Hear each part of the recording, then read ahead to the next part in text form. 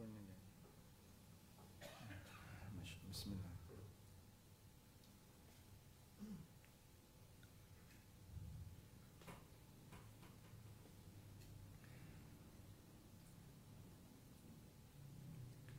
Assalamualaikum warahmatullahi wabarakatuh. Alhamdulillahi rabbil alamin. Wassalatu wassalamu al-atammani al-akmalani ala al-mab'uthi rahmatan lil alamin. Wa ashhadu an la ilaha illallah wahdahu la syarika lah. Wa ashhadu anna Muhammadan abduhu wa rasuluh. Salawatu rabbi wa salamu alaihi wa ala alihi wa ashabihi wa man sara ala nahjihi wa istanna bi sunnatihi ila yaumiddin. Alhamdulillah, puji syukur kita haturkan kehadirat Allah sore ini di masjid. Ini adalah sesi yang terakhir untuk daurah kami di Jakarta, Masjid Al-Muhajirin, Jalan Bojongrenget, Teluk Naga, masuk Banten ya. Nah, bersama para jamaah sekalian yang alhamdulillah walaupun di sore hari punya semangat untuk belajar, semoga Allah Subhanahu wa taala menjadikan forum ini sebagai forum yang barokah. Baik, mungkin yang berada di sebelah kanan kiri bisa merapat agak ke depan boleh, biar nanti yang ada di luar bisa masuk, terutama kasih jalan yang ada di pintu. Mohon untuk tidak terlalu mepet dengan pintu. Temanya cukup berat bagi siapapun yang tahu tentang seperti apa itu akhlak. Akhlak mulia adalah cermin iman seorang muslim. Nah, Bapak Ibu yang dimuliakan Allah Subhanahu wa taala, kita mulai terlebih dahulu dari manusia yang akhlaknya paling mulia. Siapa manusia yang akhlaknya paling mulia? Rasulullah sallallahu alaihi wasallam. Apa dalil Anda bisa menegaskan bahwa beliau adalah orang yang akhlaknya paling mulia? Innama bu'ithtu liutammima makarimal akhlak. Aku diutus oleh Allah untuk menyempurnakan akhlak yang mulia. Itu salah satu tujuan beliau diutus oleh Allah. Apa dalil kalau beliau adalah manusia yang akhlaknya paling mulia? Allah memuji akhlak beliau dalam Al-Quran. Wa innaka la'ala khuluqin azim. Sesungguhnya engkau Muhammad memiliki akhlak yang azim. Allah menyebut akhlak Nabi SAW dengan sebutan azim, dengan sifat azim, sebagaimana Allah mensifati Arsy dengan sifat azim. Karena itu akhlaknya Nabi SAW termasuk mukjizat, sehingga mustahil selain beliau punya akhlak seperti itu. Sebagai contoh sederhana, kayak apa sih Pak akhlaknya beliau yang kayaknya mustahil untuk dimiliki manusia selain beliau?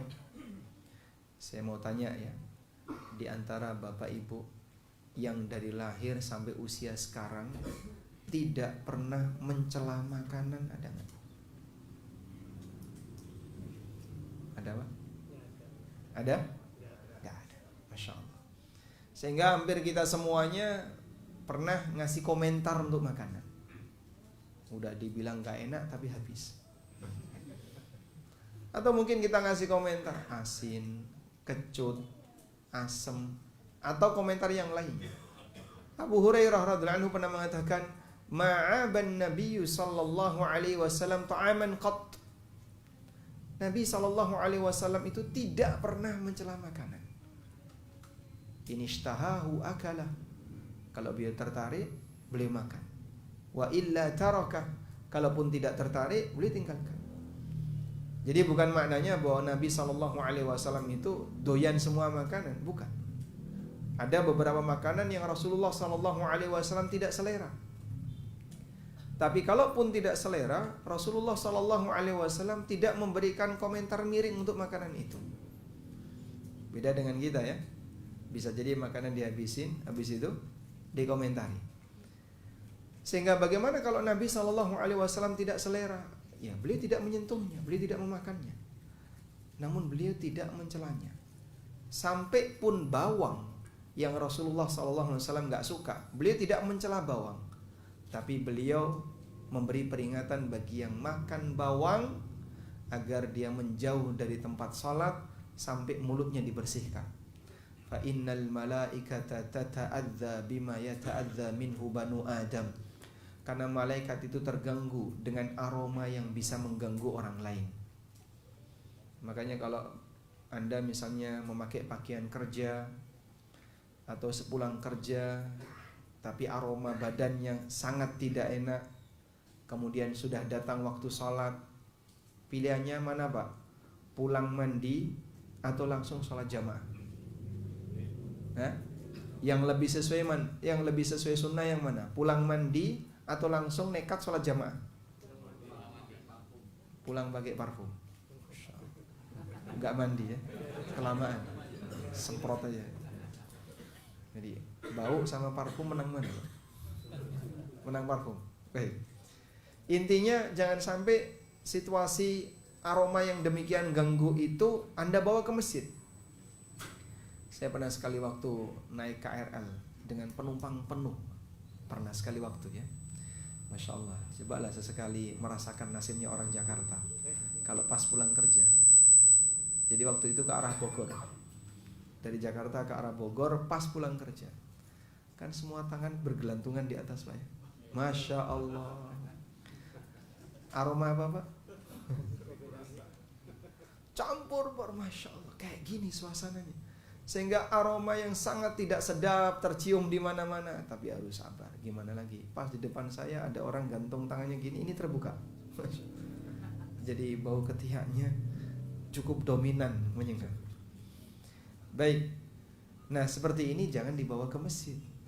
Karena malaikat terganggu dengan sesuatu yang mengganggu manusia. Maka pastikan saat Anda ke masjid, minimal Anda tidak bau. Kalaupun Anda tidak bisa wangi, maka kita dianjurkan untuk apa? Menggunakan parfum ketika sholat maupun kegiatan yang kumpul di masjid. Baik, kembali kepada kondisi Nabi SAW. Rasulullah SAW punya akhlak, beliau sama sekali tidak pernah mencela makanan. Dan kita bisa menyadari nampaknya nggak ada orang zaman sekarang yang bisa seperti itu. Dan itu salah satu di antara bukti bahwa akhlaknya Nabi SAW adalah mukjizat yang Allah Subhanahu wa Ta'ala berikan kepada beliau. Selanjutnya, kondisi Nabi SAW yang akhlaknya demikian indah ditaruh oleh Allah pertama kali di lingkungan yang akhlaknya sangat rusak, masyarakat jahiliyah, yang dalam tatanan sosial mereka rusak, dalam masalah ekonomi mereka rusak, dalam dunia politik rusak, dalam masalah agama juga rusak, semua akhlaknya rusak. Tapi manusia yang akhlaknya paling sempurna ini bisa mengubah semuanya. Makanya kalau misalnya ada orang yang merasa saya tumbuh dan berkembang di sebuah lingkungan yang cukup keras, di sebuah lingkungan yang mungkin ya banyak preman ada di situ, di lingkungan yang suasananya belum begitu bisa belajar tata krama dan seterusnya. Tapi dengan akhlak yang mulia kita bisa mempengaruhi yang lain. Sebagaimana Nabi SAW diilhami oleh Allah akhlak yang mulia walaupun beliau belum jadi Nabi. Dan ketika jadi Nabi, Rasulullah SAW mendapatkan wahyu dari Allah, akhlaknya dijaga oleh Allah. Dan dengan modal ini banyak orang terpengaruh dengan beliau sallallahu alaihi wasallam. Baik. Dari sinilah jamaah dimulakan Allah, akhlak yang mulia merupakan bekal seorang mukmin agar dia bisa menjadi hamba yang memberi manfaat bagi yang lain. Sebab orang yang belum tersentuh dengan dakwah Islam, tentu saja dia tidak membaca teks Al-Quran. Tapi yang mereka baca adalah perilaku kaum muslimin. Non-muslim tidak baca Quran, tapi non-muslim membaca perilaku kaum muslimin. Orang yang jauh dari dakwah, mereka nggak baca kitabnya para ulama. Bahkan mereka kadang tidak baca Quran walaupun KTP-nya Islam, karena dia nggak tahu isi Quran, dia nggak pernah menyentuh Quran. Tapi yang dibaca adalah mereka yang dekat dengan masjid. Maka jadilah orang-orang yang mewakili keindahan Islam di saat Anda dipandang orang. Ada satu cerita yang pernah disebutkan, kalau nggak salah Syekh Muhammad Shaltut yang cerita ini. Beliau salah satu Syekhul Azhar. Ada orang non-muslim, entah dari Amerika atau dari Eropa, yang mendapatkan penjelasan tentang bagaimana keindahan Islam. Islam itu agama yang rahmatan lil alamin, mengajarkan akhlak yang mulia, mengajarkan A, B, C. Demikian indah Islam itu dipresentasikan di hadapan non-muslimin. Selesai dia mendapatkan presentasi itu, non-muslim ini penasaran. Ajaran seperti ini kalau dibumikan dalam dunia nyata, diwujudkan dalam perbuatan masyarakat, itu jadi kayak apa? Saya pengen lihat masyarakat yang Islami itu seperti apa. Penasaran beliau. Akhirnya beliau minta arahan ke negara mana harus saya kunjungi. Saya ingin melihat langsung bagaimana kondisi kaum muslimin yang diberi panduan oleh Allah berupa syariat Islam itu. Datanglah orang ini ke Pakistan untuk melihat langsung bagaimana situasi kaum muslimin di Pakistan. Begitu sampai di Pakistan, dibimbing oleh para dai internasional ketika itu untuk diperlihatkan bagaimana situasi kaum muslimin. Orang ini kaget, kok beda jauh. Belum sampai Bojongrenget lah itu, baru sampai di Pakistan. Kok beda jauh? Katanya Islam itu seperti ini, seperti ini, seperti ini. Kenyataannya kok kayak gini. Akhirnya tokoh tadi yang mendampingi non-muslim ini, beliau membuat sebuah pernyataan yang cukup monumental. Kalimatnya adalah al-Islamu mahjubun bil muslimin. Keindahan Islam itu tertutupi dengan perilaku kaum muslim. Sehingga ajaran yang demikian indah, ajaran yang demikian sempurna, tapi orangnya ternyata tidak bisa mewujudkan dengan baik. Maka masyarakat ketika memandang perilaku mereka, loh kok kayak gini? Katanya seperti ini. Katanya Islam itu menjaga ukhuwah, menjaga persaudaraan, anti dengan harta haram, membangun hubungan baik dengan tetangga, dan seterusnya. Non-muslim kan melihatnya di sisi itu, Pak. Sekali lagi mereka tidak membaca Quran, tapi mereka membaca perilaku yang membaca Quran. Mereka membaca perilaku kaum muslimin. Maka jadilah hamba yang bisa mewakili keindahan Islam. Sebab orang itu ketika disikapi baik oleh orang lain dengan akhlaknya yang mulia, maka dia bisa memahami bahwa kurang lebih keyakinan orang ini, agama orang ini sejenis dengan akhlaknya.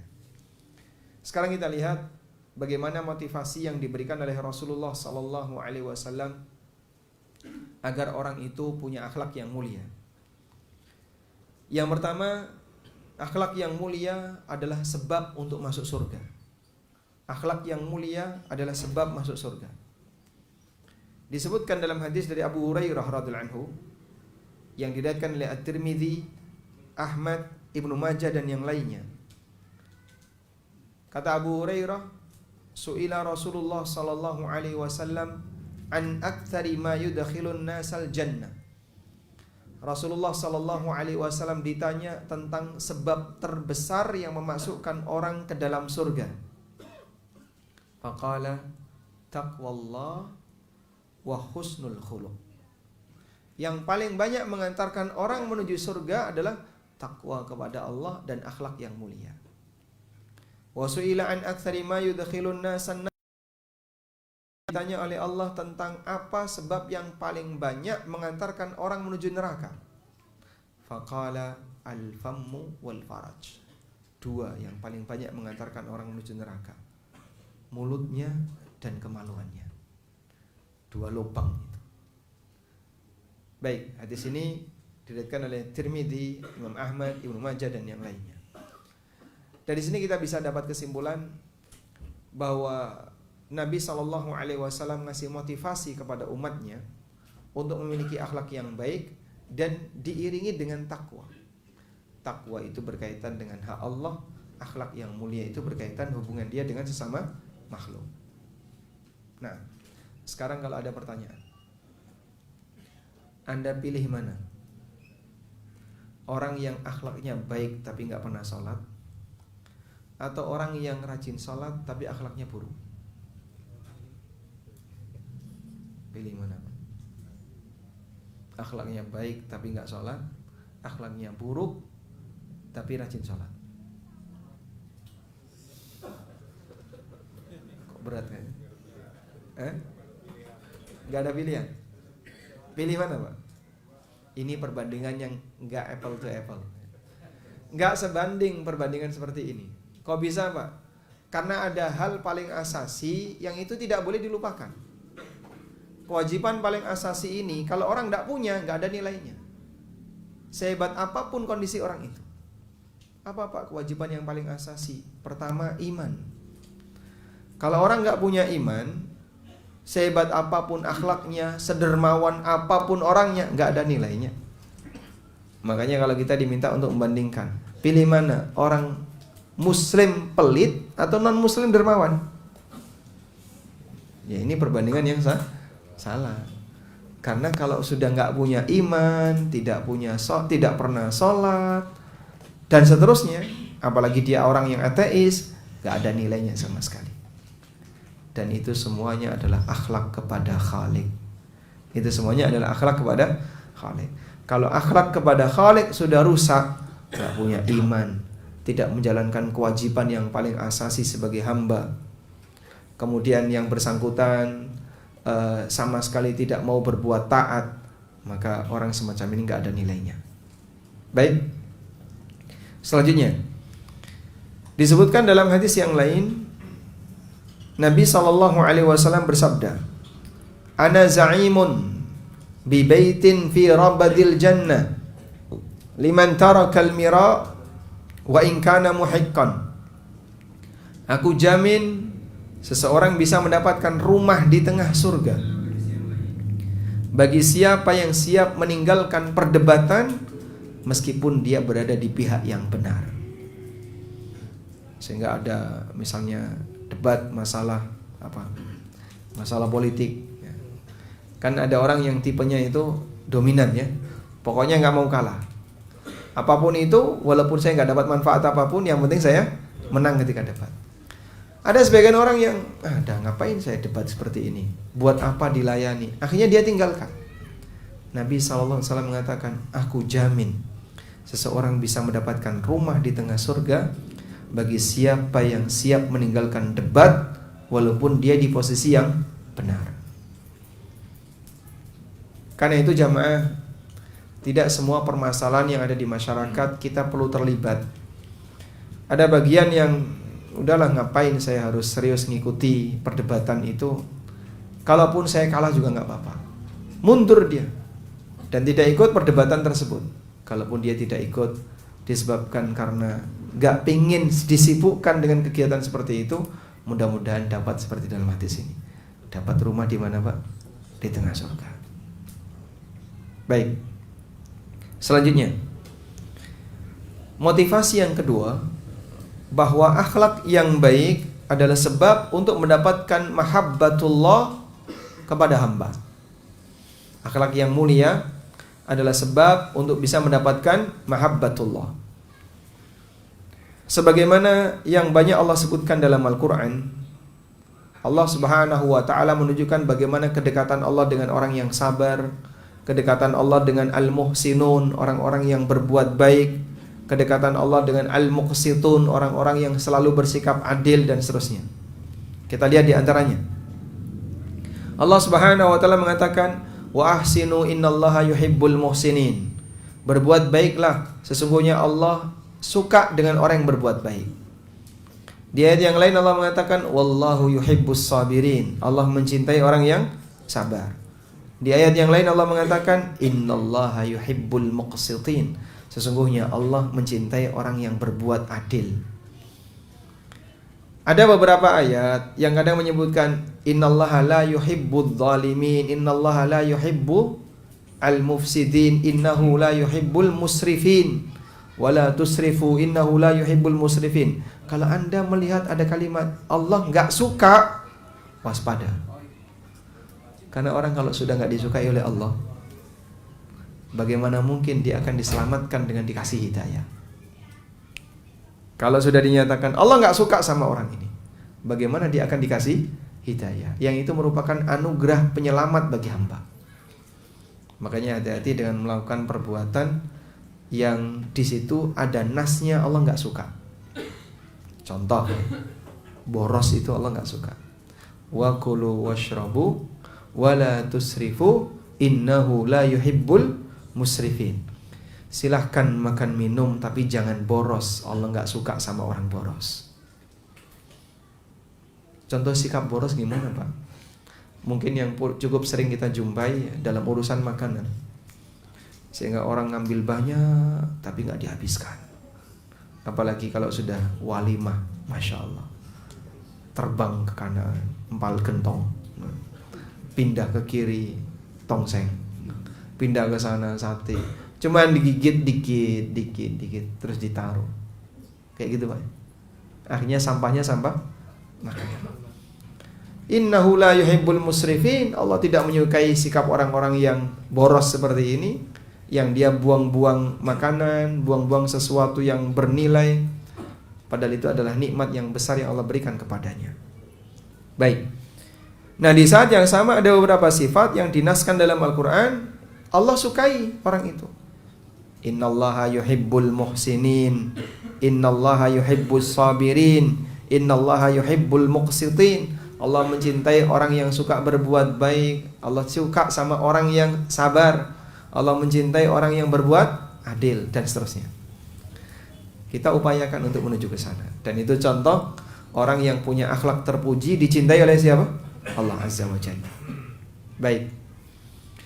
Sebutkan contoh sikap adil yang bisa kita upayakan.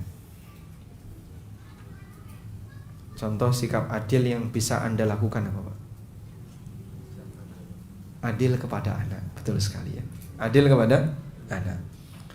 Sehingga mungkin kita berpikir, oh saya kan bukan pemimpin, Pak.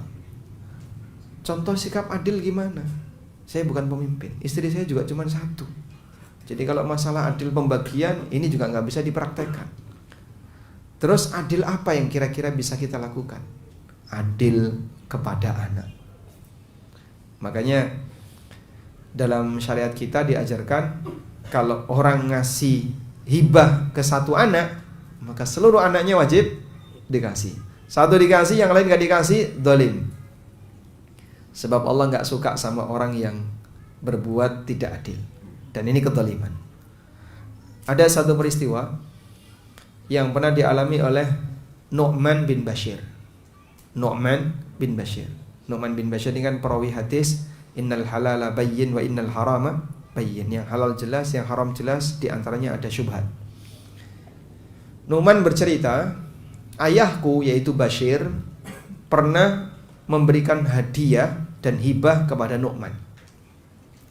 Lalu ibuku Amrah bintu Rawaha tidak setuju sampai ayahku menunjuk Nabi SAW sebagai saksi, minta restu kepada Rasulullah SAW. Akhirnya berangkatlah Bashir mengajak Nu'man menghadap Nabi SAW. Diceritakan kasusnya, ya Rasulullah, aku memberikan anakku ini hibah, ya, senilai sekian. Tanya Nabi SAW, apakah kamu punya anak selain Nu'man? Naam, iya.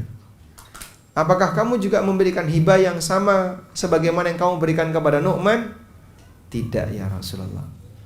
Kemudian Nabi SAW mengatakan, Innila ushidu ala jaurin. Aku tidak mau jadi saksi, tidak mau memberikan rekomendasi untuk tindak kezaliman. Sehingga tidak memberi hibah yang sama untuk anak, itu sama dengan apa? Zalim. Ada nggak, Pak, kasus orang tua seperti itu? Cukup banyak. Sehingga kadang, mohon maaf, Pak, karena pengaruh perasaan, ini kan lebih berbakti, ini lebih perhatian sama orang tua, ini lebih, dikasihlah yang lebih banyak, dikasih hibah yang lebih banyak. Padahal hibah itu wajib adil, akhirnya menimbulkan kecemburuan dengan anak yang lain. Dalam kondisi itu sampai kemudian sesama saudara berantem. Gara-gara apa? Orang tua yang bersikap tidak adil. Nah itu contoh kalau kita ingin menjadi orang yang adil Pak, kira-kira sasarannya ada di mana? Anda bisa adil kepada anak. Baik. Dan di hadis yang disebutkan oleh Nabi SAW, ada beberapa hadis yang menyebutkan bagaimana Allah mencintai hambanya yang punya akhlak yang mulia. Di antaranya disebutkan dalam hadis dari atau riwayat Ibnu Hibban dari Usama bin Syarik radhiyallahu anhu. Dari Usama bin Syarik radhiyallahu anhu. Rasulullah sallallahu alaihi wasallam ditanya, "Faman ahabbu ibadillahi ilallah?" Siapakah hamba Allah yang paling dicintai oleh Allah? Faqala sallallahu alaihi wasallam, kemudian Nabi sallallahu alaihi wasallam mengatakan, ahsanuhum khuluqan, yang paling baik akhlaknya. Siapakah hamba yang paling dicintai oleh Allah? Jawab Nabi sallallahu alaihi wasallam, yang paling baik akhlaknya. Nah, ini sejalan dengan beberapa nas yang tadi kita baca. Maka perjuangkan Bapak Ibu. Jika kita ingin menjadi makhluk yang dicintai oleh Allah, belajarlah untuk menjadi orang yang lebih baik akhlaknya. Baik, yang ketiga sekarang. Motivasi yang ketiga untuk bisa memiliki akhlak yang baik. Bahwa akhlak yang baik merupakan sebab dicintai oleh Rasulullah SAW. Kita ulang. Akhlak yang baik merupakan sebab dicintai oleh Rasulullah SAW. Disebutkan dalam hadis, Rasulullah SAW pernah bersabda, hadis dari Jabir bin Abdullah radhiyallahu anhu, "Inna min ahabbikum ilayya wa aqrabikum minni majlisan yaumal qiyamah." Orang yang paling aku cintai di antara kalian dan yang paling dekat posisinya dengan aku besok di hari kiamat. Masya Allah. Jaminannya dua ya. Dicintai Rasul sallallahu alaihi wasallam. Satu lagi apa? Posisinya dekat dengan Nabi sallallahu alaihi wasallam. Wa aqrabukum minni majlisan. Dan orang yang majlisnya, tempatnya paling dekat dengan aku besok di hari kiamat. Ahasinukum akhlaqa, adalah orang yang paling baik akhlaknya. Dan karena semua janji-janji ini besar, berarti ini butuh perjuangan yang besar. Baik. Apa yang bisa Anda upayakan di majelis ini untuk menampakkan akhlak baik? Geser. Tafassahu fil majalis yafsahillahu lakum. Kasih kesempatan yang ada di luar. Bapak yang ada di luar mau masuk gak? Kalau mau masuk Pak, insyaallah yang ada di dalam siap untuk merapat. Bapak boleh masuk agar Anda bisa mendengarkan lebih maksimal. Yang sebelah kiri saya ya, sebelah kiri saya boleh merapat lagi.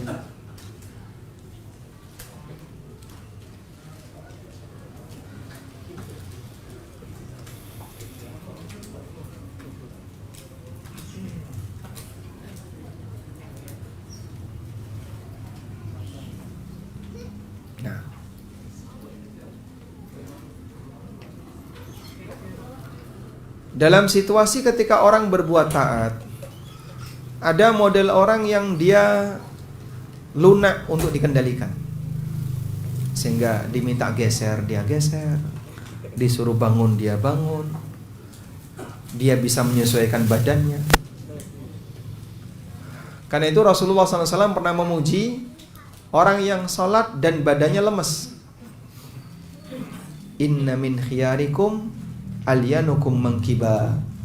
Di antara orang terbaik di antara kalian adalah yang paling lemes pundaknya. Maksudnya apa sih Pak? Orang yang lemes pundaknya ketika sholat, yang paling lemes pundaknya ketika sholat, dia itu gampang untuk diatur. Suruh rapat, rapat. Suruh geser, geser. Suruh maju, maju. Kalau tempatnya sempit, dia bisa menyesuaikan, nggak nyikut temennya. Kan ada model ya, orang yang ketika sholat tempatnya sempit, pokoknya aku harus gini, terserah kamu. Makanya yang satu kepepet gitu. Sementara dia paling merasa gagah. Ada yang disuruh geser nggak mau geser karena sudah terlanjur nginjak sajadah. Sajadahnya lebar banget. Nah, itu semuanya contoh menerapkan akhlak sederhana.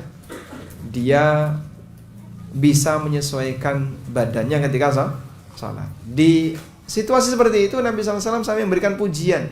Di antara orang pilihan kalian adalah alyanukum mangkiban fis salah, orang yang paling lunak pundaknya ketika salat. Termasuk ketika di majelis. Nah, kita lanjutkan. Berikutnya, motivasi yang keempat. Akhlak yang mulia termasuk di antara yang paling berat di timbangan. Rasulullah sallallahu alaihi wasallam pernah bersabda dalam hadis riwayat Abu Dawud, Tirmidzi dari sahabat Abu Darda radhiyallahu anhu. Kata Nabi sallallahu alaihi wasallam, "Ma min syai'in athqalu fil mizan min husnil khuluq." Tidak ada sesuatu yang lebih berat di timbangan dibandingkan akhlak yang mulia. Tidak ada sesuatu yang lebih berat di timbangan dibandingkan akhlak yang mulia. Yang ditimbang oleh Allah besok di hari kiamat itu ada 3. Pertama, buku catatan amal. Yang kedua, amalnya itu sendiri. Yang ketiga, pelaku amal. Tentang buku catatan amal, Nabi SAW pernah menjelaskan ada orang yang dia datang menghadap Allah dengan membawa 99 catatan amal. 1 lembar catatan amal maddal basar, sejauh mata memandang. Dan itu isinya maksiat sudah. Isinya catatan maksiat. Maka dia mulai gemeteran. Lalu ditanya oleh Allah Ta'ala, hal laka min udhrin, hal zalamaka kitabayyal hafizun. Apakah kamu punya uzur? Apakah malaikat yang mencatat amalmu dia telah mendolimi kamu, sehingga bisa jadi kau berbuat tidak sengaja tapi ditulis, kau nggak tahu tapi ditulis, atau kau tidak melakukannya tapi ada di situ? Ada nggak yang kayak gitu? Jawab orang ini, enggak ya Allah, semuanya sudah benar. Sebab besok di hari kiamat manusia itu ingat semua yang dia lakukan. Yauma yatadzakkarul insanu ma sa'a. Pada hari di mana orang ingat semua yang telah dia kerjakan. Fa anna lahu dzikra, tapi apa manfaatnya ingat ketika itu? Kalau ketika di dunia mungkin banyak yang kita lupakan ya.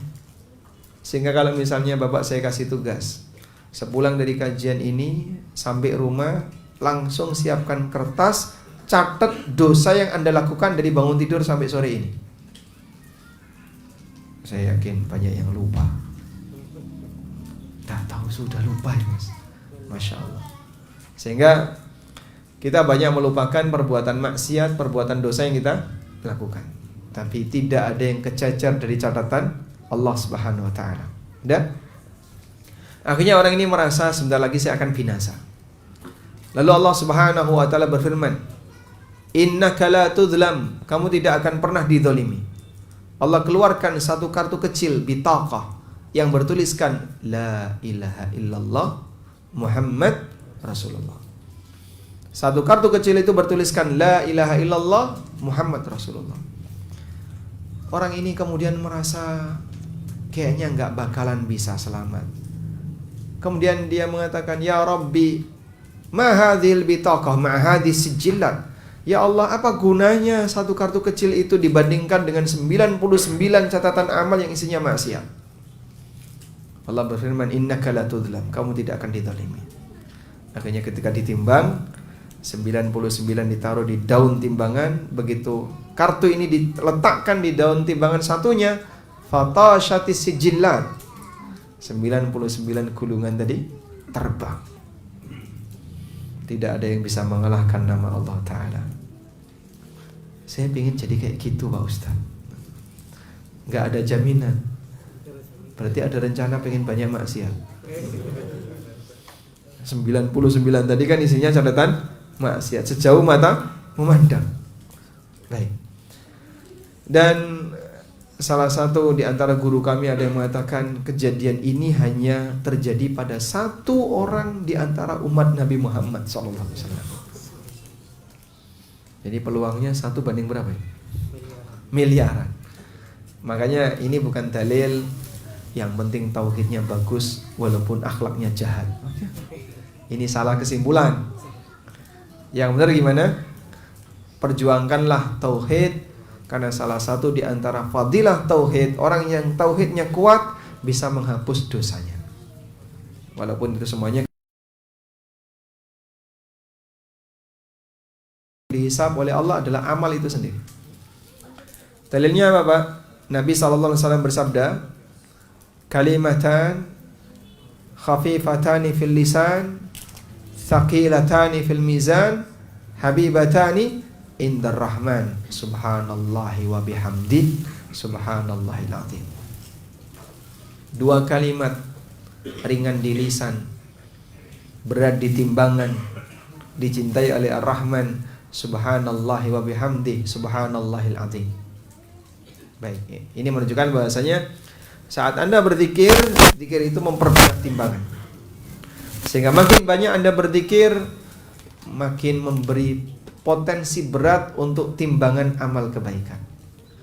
Maka jangan sia-siakan waktu kosong, gunakan untuk zikir. Yang ketiga adalah orangnya itu sendiri. Sehingga seorang mukmin adalah manusia yang berat, orang kafir manusia yang ringan. Rasulullah SAW mengatakan, besok di hari kiamat akan didatangkan orang yang paling kuat, paling gagah ketika di dunia, ditimbang oleh Allah. Ternyata fama ya'dilu janaha ba'udah, dia tidak bisa mengimbangi satu sayap seekor nyamuk.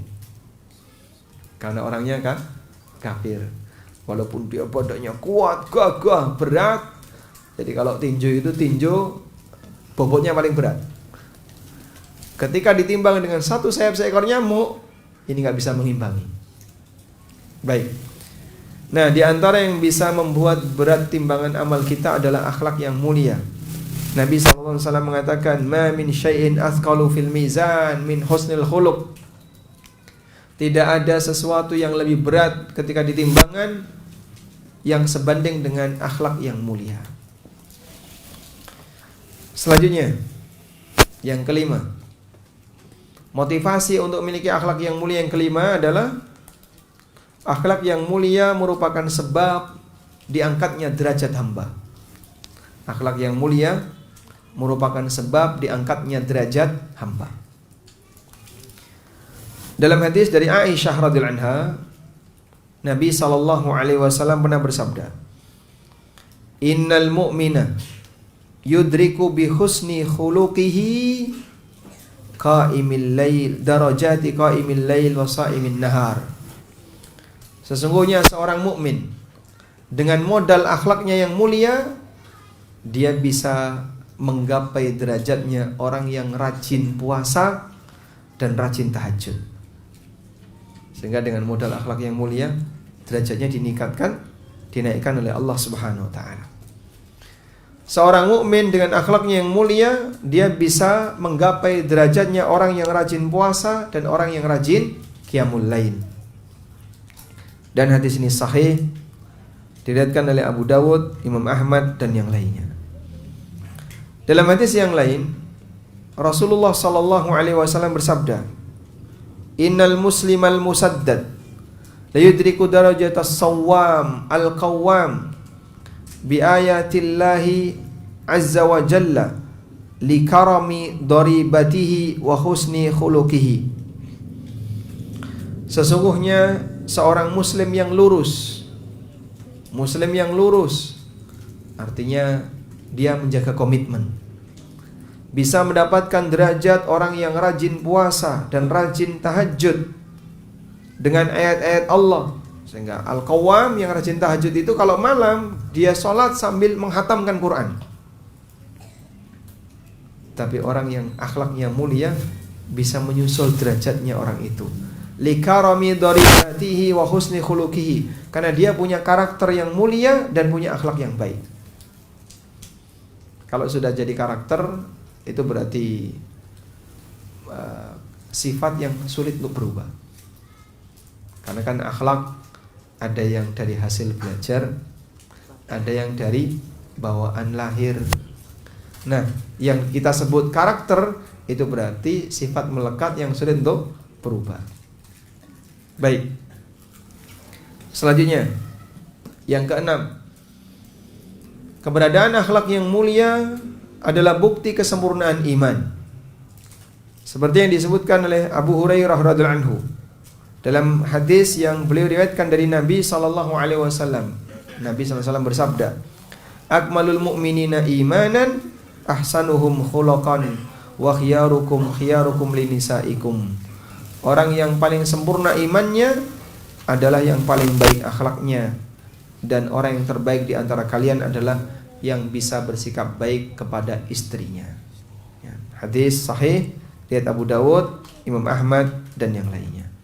Baik, bisa diulang Pak 6 motivasi yang diberikan Nabi SAW untuk akhlak yang mulia. Yang pertama apa tadi? Pengantar dan sebab masuk surga. Yang kedua, dicintai Allah. Yang ketiga, dicintai Rasulullah SAW dan punya kedudukan yang dekat dengan Nabi SAW. Yang keempat, memperberat timbangan amal. Yang kelima, mengangkat derajat sehingga dia disamakan seperti orang yang rajin ibadah, rajin puasa dan rajin qiyamul lail. Yang keenam, disebut iman paling sempurna. Hanya dengan modal membaca motivasi 6 ini sudah cukup bagi kita untuk memperjuangkan akhlak yang mulia. Andaikan dapat satu saja itu sudah cukup, apalagi dikasih 6. Lalu Pak, bisa nggak Pak akhlak itu dipelajari? Akhlak itu bisa dipelajari nggak? Nah, para ulama mengatakan karakter seorang hamba itu terbentuk dari 2 hal. Yang pertama adalah bawaan lahir, sehingga dia anugerah dari Allah Subhanahu wa taala. Kadang kita lihat ya, Anda mungkin punya teman, punya tetangga kalem, santai, walaupun ada banyak masalah senyum, senyum. Sampai dikenal masyarakat. Iya, kalau sama dia itu isinya cuma senyum, senyum. Orangnya kalem, orangnya santai. Yang lain buru-buru, dia tetap kalem. Suruh jadi driver, kalem. Ayo cepetan. Bisa saya cuman kayak gini. Memang bawaan bayinya apa? Kalem. Baik. Ada juga model orang yang dia selalu misalnya dia dermawan, royal. Sehingga punya apapun royal. Kasih. Baik, masing-masing orang diberi oleh Allah Subhanahu wa taala akhlak yang beragam. Nah, para ulama mengatakan akhlak seperti ini bentuknya adalah anugerah yang diberikan oleh Allah Subhanahu wa taala kepada yang bersangkutan. Datang rombongan ke Madinah untuk ketemu Rasulullah SAW. Jadi kan sekarang ada banyak misalnya orang, ayo kita naik bis, kemana? Ke Jogja. Ngapain? Ketemu Ustadz A, ketemu Ustadz B. Di Madinah itu sering seperti itu. Dari suku A, dari suku B, satu rombongan datang ke Madinah untuk ketemu Nabi SAW. Nah, satu rombongan ini ketika mereka berada di atas kendaraan, mereka melihat Nabi SAW dari kejauhan. Duh, itu Rasulullah SAW. Akhirnya serentak mereka semuanya turun dari kendaraannya untuk berlari dalam rangka menyalami Nabi SAW. Nah, akhirnya mereka biarkan kendaraannya itu tidak diikat. Tapi ada satu orang, namanya Al-Mundhir Al-Ashaj. Al-Mundhir Al-Ashaj ini beda sendiri. Teman-temannya pada berlarian untuk berebut salaman dengan Nabi SAW, tapi Al-Mundhir dengan sangat tenang, beliau rapikan dulu kendaraan. Kendaraannya diikat dulu, ontanya diikat, kemudian onta teman-temannya dirapikan. Setelah semuanya parkir rapi dengan baik, Al-Mundhir ganti baju yang rapi, kemudian debu-debunya dibersihkan. Baru setelah itu beliau berjalan dengan tenang untuk menghadap Rasulullah SAW. Satu orang ini justru mendapatkan perhatian dari Nabi SAW. Yang lain berebut ngalap berkah untuk salaman, tapi satu orang ini datang dengan tenang. Akhirnya Nabi SAW memberikan pujian kepada orang ini. Inna fika khaslatani yuhibbuhumallah. Pada diri kamu ada dua sifat yang dicintai oleh Allah. Al-hilmu wal-ana. Tenang dan tidak gerusa-gerusu. Orangnya tenang dan tidak gerusa-gerusu. Dia ketika mau melakukan aktivitas tertentu itu ditata dengan baik, ditata dengan rapi. Tenang dan tidak gerusa-gerusu. Lalu Al-Mundhir ini tanya kepada Nabi SAW, ya Rasulullah, atakhallaku biha am huwa min fadlillah. Ya Rasulullah, apakah akhlak ini, al-hilmu wal-ana, tenang dan tidak gerusa-gerusu tadi, adalah akhlak yang aku pelajari sendiri, ataukah itu murni anugerah dari Allah? Jawab Nabi SAW, bal huwa min fadlillah. Itu murni anugerah dari Allah. Al-Mundhir langsung bersyukur dan mengatakan, alhamdulillahilladzi alhamani bima yuhibbu. Segala puji bagi Zat yang telah memberikan aku ilham berupa akhlak yang Dia cintai. Makanya kita bisa ngukur masing-masing ya. Kata orang, saya punya kelebihan. Apa? Sabar. Masya Allah. Sehingga kalau ngantri, kalau apa, saya gak suka protes. Saya sabar. Syukuri Bapak, Allah kasih anugerah Bapak akhlak yang baik berupa sabar. Kata orang, saya ini royal. Sehingga banyak orang yang bilang saya royal. Terkenal di masyarakat si fulan royal. Maka ketika Anda terkenal seperti itu, syukuri. Alhamdulillah. Segala puji bagi Allah yang telah memberikan aku sifat royal. Baik. Dan masing-masing orang terkadang diberi anugerah oleh Allah sifat tertentu yang itu tidak dimiliki oleh yang lain. Itulah sifat bawaan lahir, anugerah dari Allah Ta'ala. Yang kedua, ada akhlak yang melekat pada diri seorang hamba karena terbentuk dari pembiasaan atau karena lingkungan. Sehingga yang bersangkutan sejatinya tidak punya akhlak seperti itu. Tapi karena dia berlatih, lama-lama jadi seperti itu. Nah, contoh ini pernah disampaikan oleh Nabi SAW. Misalnya, akhlak jujur. Jujur itu bisa terbentuk dari hasil proses belajar. Kata Nabi SAW, alaikum bis-sidq, fa inna sidqa yahdi ilal birr, wa innal birra yahdi ilal jannah. Wajib bagi kalian untuk menjaga kejujuran. Jujur itu mengantarkan orang untuk selalu berbuat baik, dan berbuat baik mengantarkan orang ke surga. Lalu beliau mengatakan, wala yazalur rajulu yasduq wa yataharras sidqa hatta yuktaba indallahi siddiqan. Ada orang yang selalu menjaga kejujuran dan dia selalu memilih prinsip jujur sampai dia dicatat di sisi Allah sebagai orang yang jujur. Nah, kalau sudah dicatat sebagai orang yang jujur, gak bakalan geser itu sifat. Sehingga berawal dari apa tadi? Ya taharras sidqa, selalu berusaha untuk jujur. Akhirnya dia dicatat di sisi Allah sebagai orang yang jujur.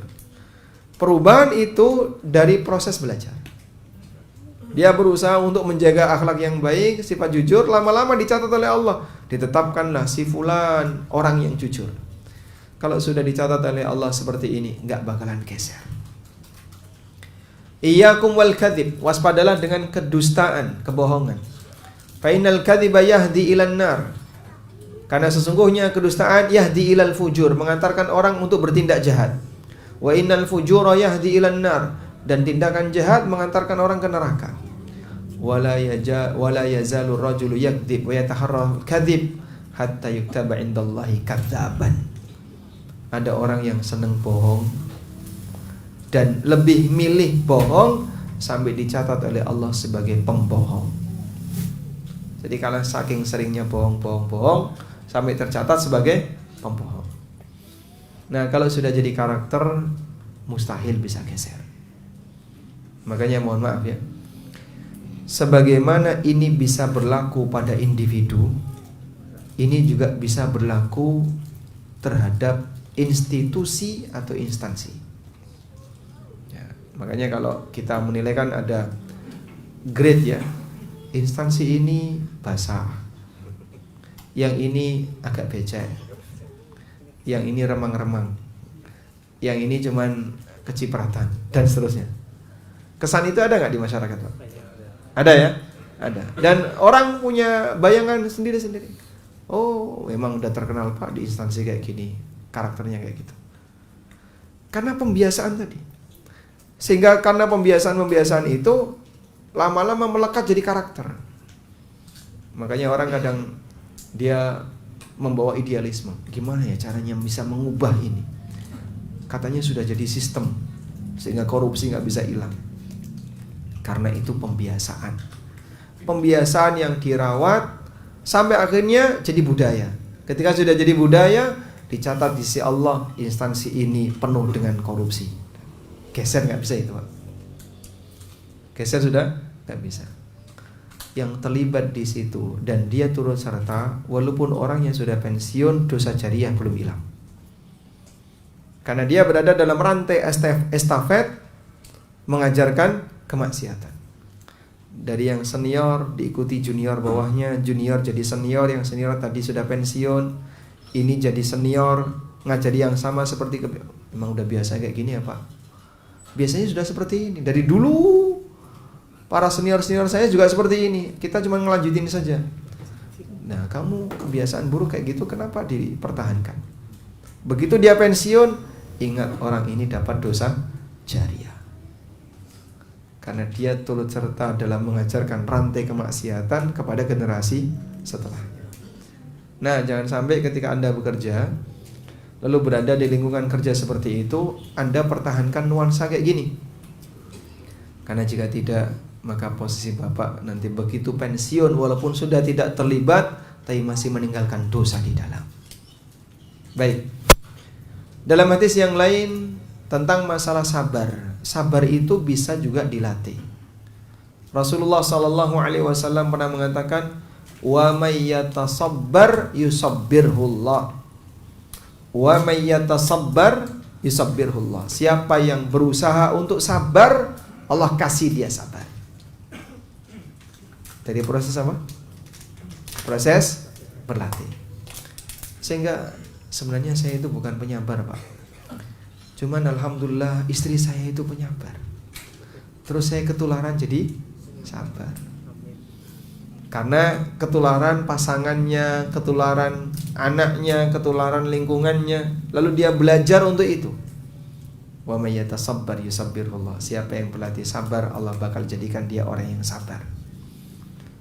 Dalam hadis yang lain Nabi SAW pernah mengatakan, innamal hilmu bittahallum wa innamal ilmu bitta'allum. Sifat lemah lembut itu didapatkan dari proses belajar lemah lembut. Ilmu itu didapatkan dari proses orang belajar ilmu. Sehingga akhlak juga bisa dipelajari. Nah, ini semuanya dalil orang kalau ingin jadi lebih baik, ada peluang untuk bisa berubah. Sehingga tidak boleh putus asa. Saya ini Mas, lahir dari orang tua yang mengalami broken home. Ya, bapak ibu saya cerai, dulu berantem di depan saya. Lingkungan saya juga lingkungan yang keras. Kehidupan kami kehidupan yang keras. Semuanya serba kasar. Jadi tolong dimaklumi kalau saya jadi orang kasar.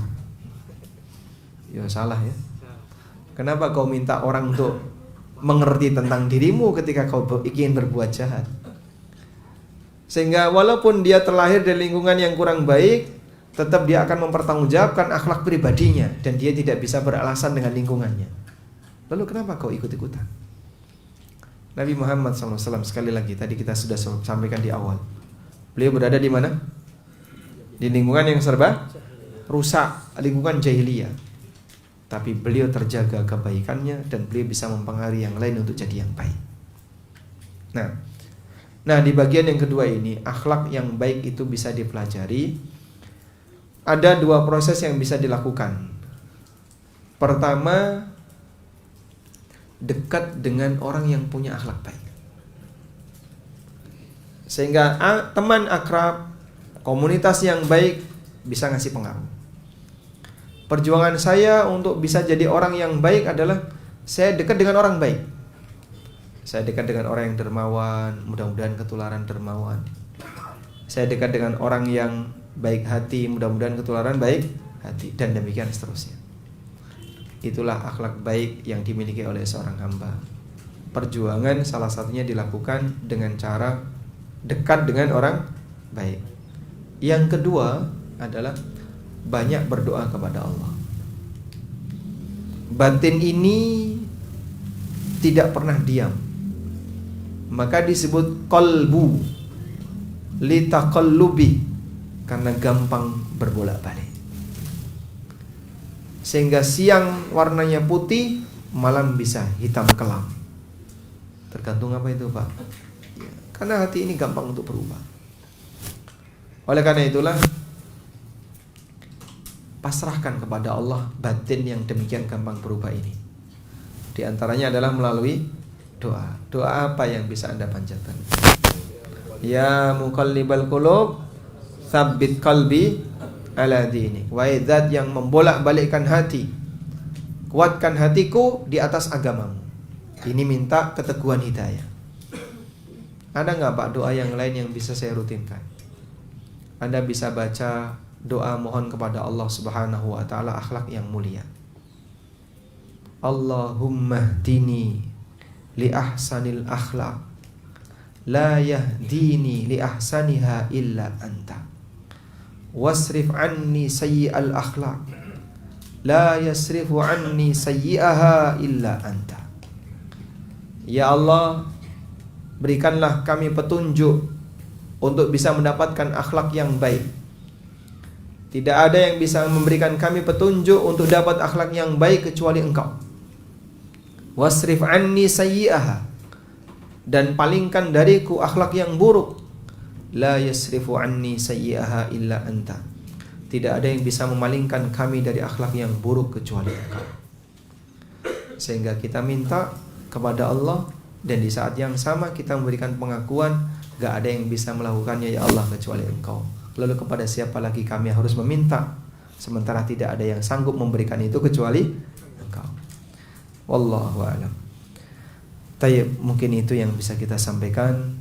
Mudah-mudahan yang sederhana ini bermanfaat bagi saya pribadi dan Bapak Ibu sekalian, dan semoga Allah Subhanahu wa ta'ala menganugerahkan kepada kita akhlak yang mulia, baik akhlak kepada Allah dan akhlak kepada sesama makhluk. Wassallallahu ala nabiyyina Muhammadin wa ala alihi wa sahbihi wasallam.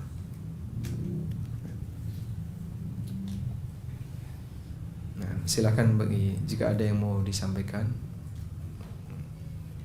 Ada mikrofon nggak Pak? Pakai mikrofon atau boleh ditulis kertas?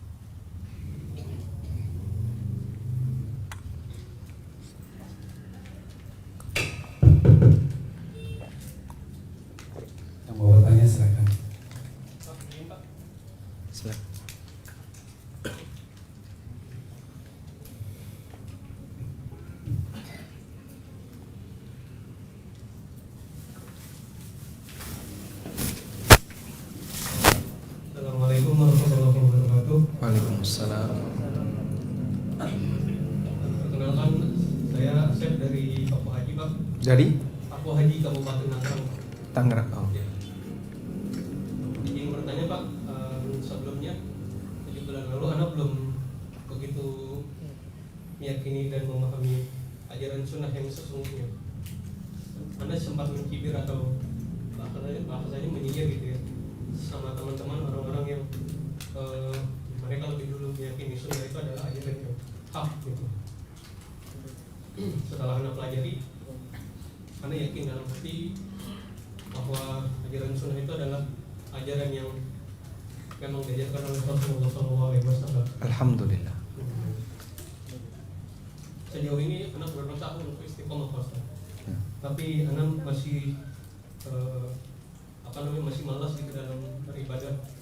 Sholat isya masih di akhir waktu, sholat subuh masih kesiangan seperti itu Ustaz. Mungkin karena dosa-dosa anak sebelumnya kali. Izin bertanya mengenai menghilangkan rasa malas di setiap waktu untuk beribadah kepada Allah Subhanahu wa taala. Syukran jazakallah. Wassalamualaikum warahmatullahi wabarakatuh. Waalaikumsalam warahmatullahi wabarakatuh. Baik. Kita semuanya sedang berlatih. Saya sedang belajar, Bapak Ibu juga sedang belajar. Namun begini, ada bagian yang kita tidak boleh membiarkan itu bertahan. Apa itu, Pak?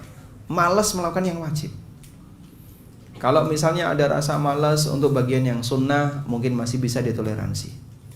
Tapi kalau sudah sampai titik malas melakukan yang wajib, contohnya malas sholat, wah itu bahaya, Pak. Nggak boleh dibiarin. Iya, Pak, saya kalau sholat bisa tapi masih bolong.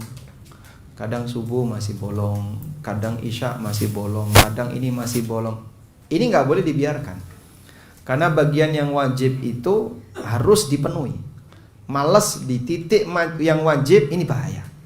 Sehingga ibarat ketika Anda belajar ya, kan ada nilai KKM. Apa itu, Pak? Hah? KKM tuh? Mana? Ya, bukan rata-rata.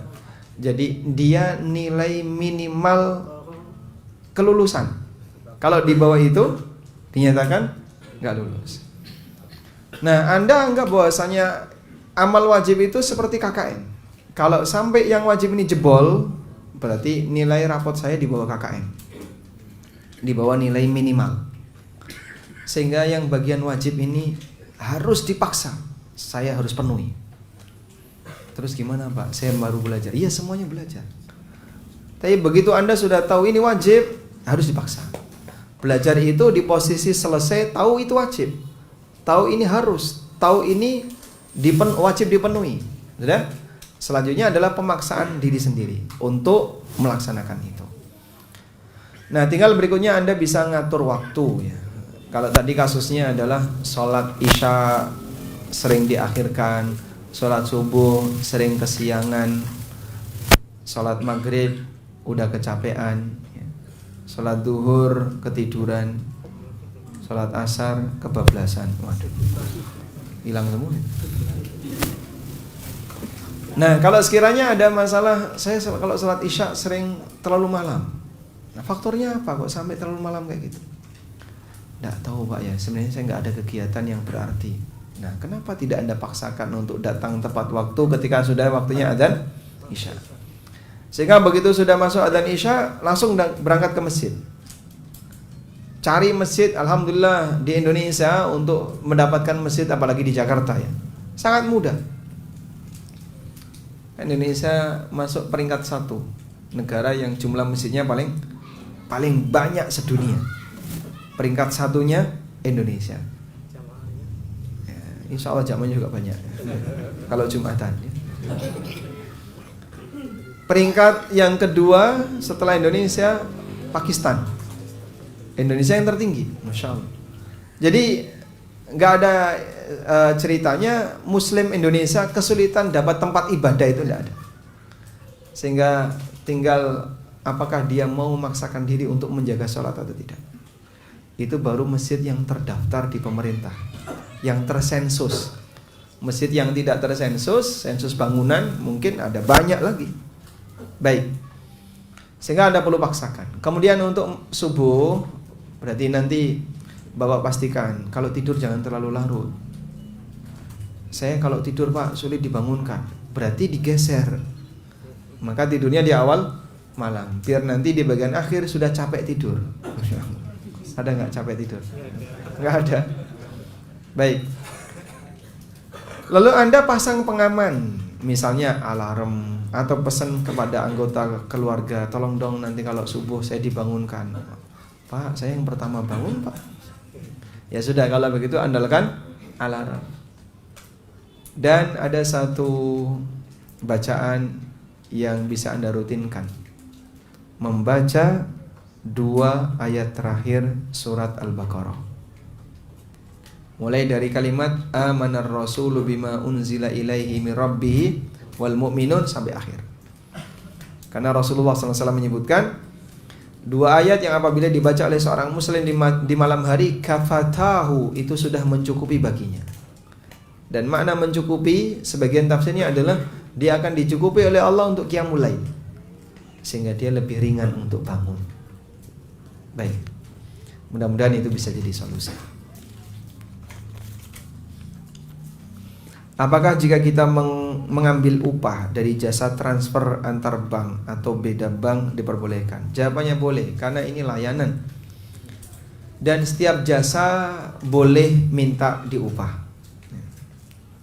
Apa hukum hibah yang belum disuratkan, tapi pemberi hibah sudah meninggal?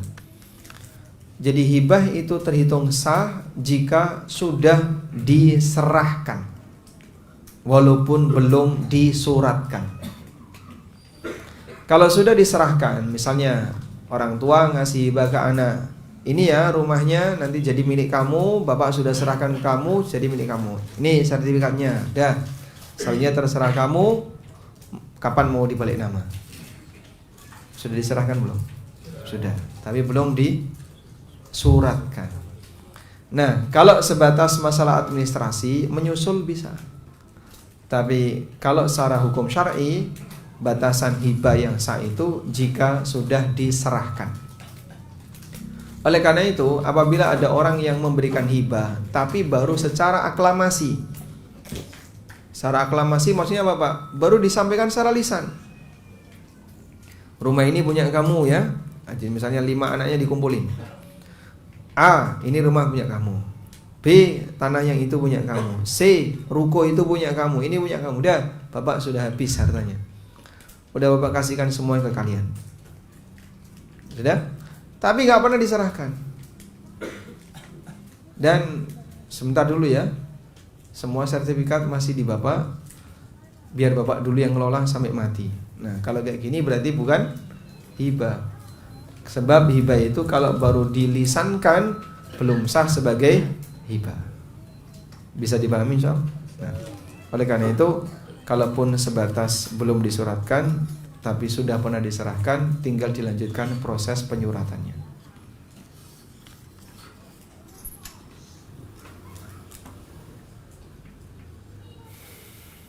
Jika tidak beri perhatian kepada orang tua, apakah termasuk akhlak yang buruk? Sedangkan orang tua tersebut dikategorikan orang yang mampu bekerja, namun jika ada kerjaan diberi ke orang lain. Saya sebagai anak jadi tidak suka dengan sikapnya yang seperti itu. Apakah harus berbuat baik? Berbuat baik kepada orang tua bukan karena alasan beliau punya warisan, juga bukan karena alasan beliau ngasih harta kepada anak, tapi karena alasan beliau adalah orang tua. Sebab saya hadir di dunia adalah orang tua saya. Sebab kehadiran saya di dunia adalah orang tua. Karena itu Allah gabungkan antara perintah ibadah kepada Allah dan perintah berbuat baik kepada orang tua. Wa qadha rabbuka alla ta'budu illa iyyah wa bil walidaini ihsana. Rabbmu menetapkan agar engkau tidak beribadah kecuali hanya kepadanya. Wabil walidaini ihsana, dan kau berbuat baik, berbuat ihsan kepada kedua orang tua. Allah yang menciptakan hamba dan kehadiran kita melalui orang tua. Baik, sebagai bentuk rasa terima kasih, rasa syukur kepada Allah adalah dengan mentauhidkannya, dan rasa terima kasih kepada orang tua adalah dengan berbakti kepadanya. Oleh karena itu, berkaitan dengan masalah kerjaan tadi, misalnya ke orang tua dapat kerjaan tapi malah dilimpahkan ke orang lain, saya jadi nggak suka dengan itu. Nah, apa wewenang Anda kok sampai tidak suka? Kan terserah orang tua. Tapi Pak, karena itu jadi orang tua nggak punya apa-apa. Kalaupun sekiranya beliau nggak punya apa-apa, maka kewajiban nafkah dilimpahkan ke anaknya.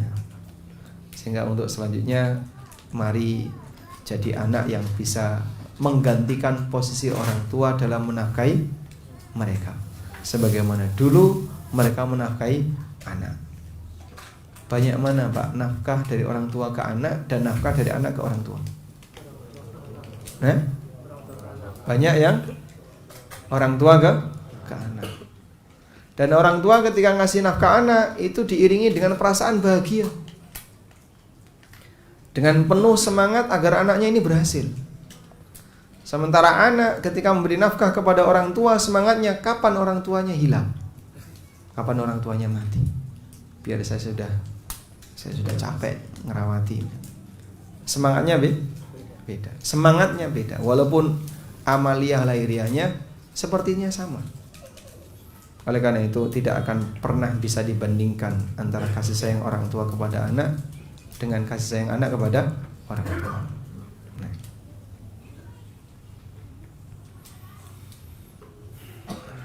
Terkait haji, dari statement Ustadz Dr. Erwandi bahwa di Indonesia tidak wajib haji. Bagaimana saya yang sudah daftar haji reguler? Apakah saya ambil saja uangnya dan melakukan umroh Ramadan saja untuk dapat pahala haji? Untuk dapat pahala haji tidak hanya dengan umroh Ramadan. Salat syuruk setelah Anda dzikir setelah subuh, menurut pendapat ulama yang menilai hasan hadis ini, juga bisa mendapatkan pahala haji. Cuman kan itu bukan amalan haji. Sebagaimana umroh Ramadan juga bukan amalan haji. Walaupun senilai dalam pahala, tapi secara amaliyah beda. Ya? Sehingga yang disamakan di situ adalah Allah kasih pahala. Namun dari sisi keutamaan, jelas haji jauh lebih utama. Bisa doa di Arafah, bisa wukuf, mabit di Muzdalifah, wukuf di Arafah, mabit di Muzdalifah, lempar jumroh di Mina, dan ada banyak kegiatan yang lainnya yang itu tidak dilakukan ketika orang umroh. Maka kesepadanan yang disebutkan oleh Rasulullah SAW, fa idza jaa Ramadan fahujji fa innal umrata fi Ramadan ta'dilu hajjatan ma'i. Kalau nanti sudah masuk Ramadan, lakukanlah haji, karena umroh di bulan Ramadan itu sama seperti haji bersamaku. Kesepadanan itu adalah kesepadanan dari sisi pahala, tapi bukan dari sisi amalia. Sehingga kalau dia belum pernah haji, kewajiban haji tidak gugur. Saya kan sudah umroh Ramadan, berarti saya sudah melakukan amalan haji rukun Islam yang kelima. Belum Pak, Bapak baru umroh Ramadan yang dapat pahala haji, tapi Bapak belum dianggap telah melakukan ibadah haji. Paham ya? Baik. Lalu kira-kira yang tepat gimana Pak bagi mereka yang sudah daftar? Apakah perlu ditarik atau dibiarkan? Memang kalau kita melihat dari fatwa Al-Ustadz Dr. Erwandi, beliau tidak hanya memfatwakan tidak wajib, tidak hanya memfatwakan tidak wajib, lebih dari itu. Tapi beliau memfatwakan akadnya batil. Kalau tidak wajib, kan bisa saja turun ke sunnah, bisa saja turun mubah, tapi tidak wajib. Daftar di sini tidak wajib.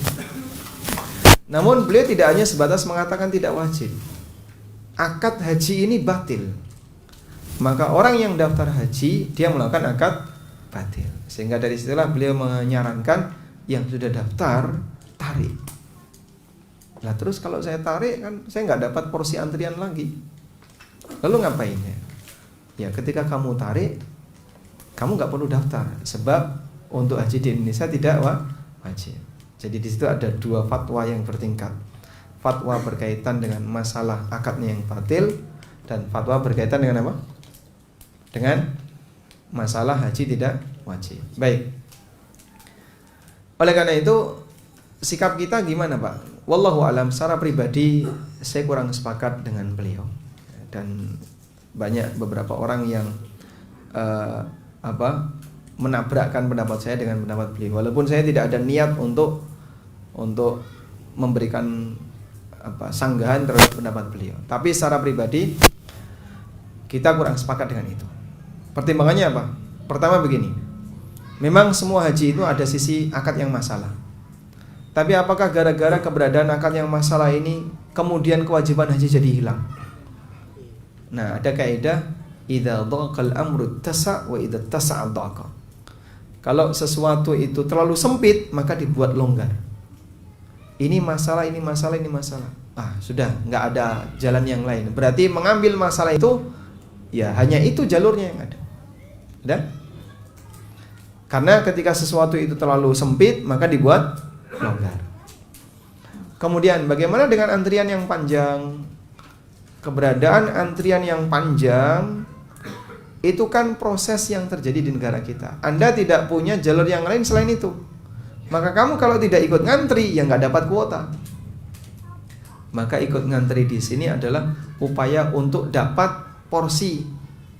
Ma la yatimul wajibu illa bihi fahuwa wajib. Jika ada sebuah amalan wajib yang tidak bisa dilakukan kecuali dengan melakukan amal tertentu, maka melakukan amal tertentu itu wajib. Ketika kita meyakini haji tetap wajib, maka ngantri di sini ya wajib.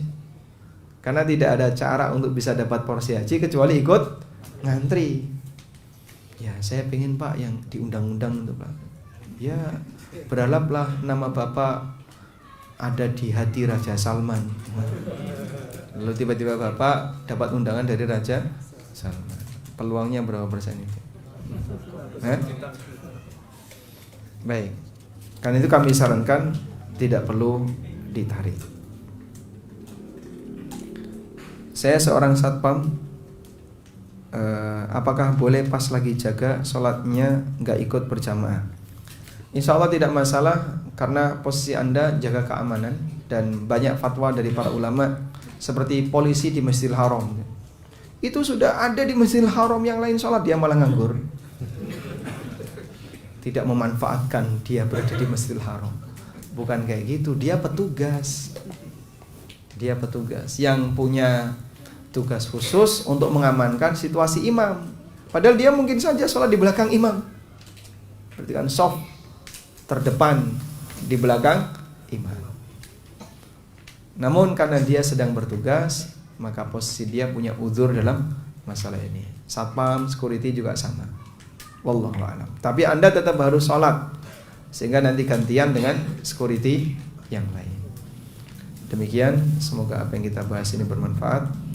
Allahumma anfa'na bima 'allamtana wa 'allimna ma yanfa'una warzuqna ilma. Allahumma hdina li ahsanil akhlaq, la yahdina li ahsaniha illa anta, wasrif anna sayyi'aha, la yasrifu anna sayyi'aha illa anta. Subhanakallahumma wa bihamdika asyhadu an la ilaha illa anta astaghfiruka wa atubu ilaik. Wassalamualaikum warahmatullahi wabarakatuh.